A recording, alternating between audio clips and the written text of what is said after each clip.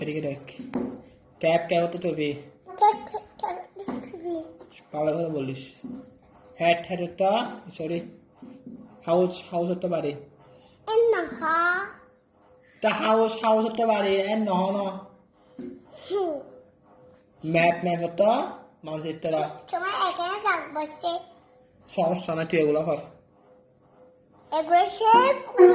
cat cat একটা